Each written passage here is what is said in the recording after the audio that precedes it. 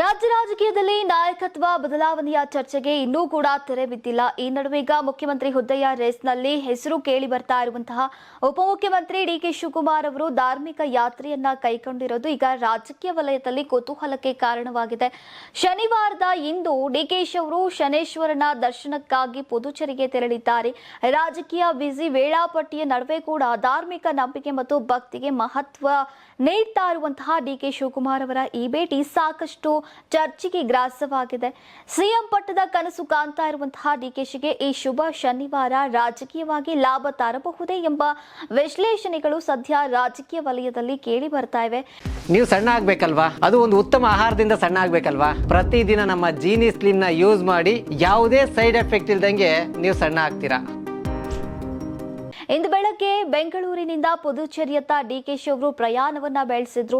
ಪುದುಚೇರಿಯ ಕಾರೈಕಲ್ ಪ್ರದೇಶದಲ್ಲಿರುವಂತಹ ತಿರುನಳ್ಳರ್ನ ಪ್ರಸಿದ್ಧ ಶನೇಶ್ವರ ದೇವಸ್ಥಾನವೇ ಅವರ ಮುಖ್ಯ ಗಮ್ಯ ಸ್ಥಾನವಾಗಿದೆ. ಈಗ ದಕ್ಷಿಣ ಭಾರತ ಮಾತ್ರವಲ್ಲದೆ ದೇಶದ ವಿವಿಧ ಭಾಗಗಳಿಂದ ಭಕ್ತರು ಇಲ್ಲಿ ಶನೇಶ್ವರನ ದರ್ಶನಕ್ಕಾಗಿ ಹೋಗ್ತಿದ್ದಾರೆ.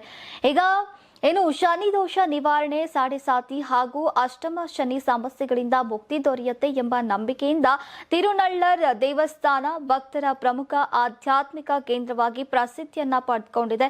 ಡಿಕೆಶಿ ಅವರು ದೇವಸ್ಥಾನದಲ್ಲಿ ವಿಶೇಷ ಪೂಜೆಯಲ್ಲಿ ಭಾಗವಹಿಸಿದ್ದಾರೆ. ದೇವಸ್ಥಾನದ ಸಂಪ್ರದಾಯದಂತೆ ಅರ್ಚಕರು ವಿಶೇಷ ಪೂಜೆಯನ್ನ ನೆರವೇರಿಸಿದ್ದಾರೆ. ರಾಜ್ಯದ ಜನತೆಗೆ ಶುಭವಾಗಲಿ, ತಮ್ಮ ರಾಜಕೀಯ ಜೀವನ ಸುಗಮವಾಗಲಿ ಹಾಗೂ ಶನೇಶ್ವರನ ಕೃಪೆ ಲಭಿಸಲಿ ಎಂಬ ಆಶಯದಿಂದ ಡಿಕೆಶಿ ಅವರು ಪ್ರಾರ್ಥನೆಯನ್ನ ಸಲ್ಲಿಸಿದ್ದಾರೆ ಅಂತ ಮೂಲಗಳು ತಿಳಿಸಿವೆ.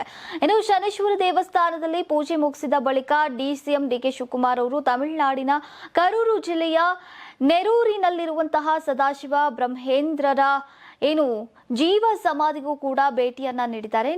ಸಿಎಂ ಹುದ್ದೆಯ ನಿರೀಕ್ಷೆ ನಡುವೆ ಕೂಡ ಶನೇಶ್ವರನ ಮೊರೆ ಹೋಗಿರುವುದು ಹಲವು ರಾಜಕೀಯ ವ್ಯಾಖ್ಯಾನಗಳಿಗೆ ಕಾರಣವಾಗಿದ್ದು ಈಗ ಟೀಕೆ ಟಿಪ್ಪಣಿಗಳು ಕೂಡ ಕೇಳಿ ಬರ್ತಾ ಇವೆ.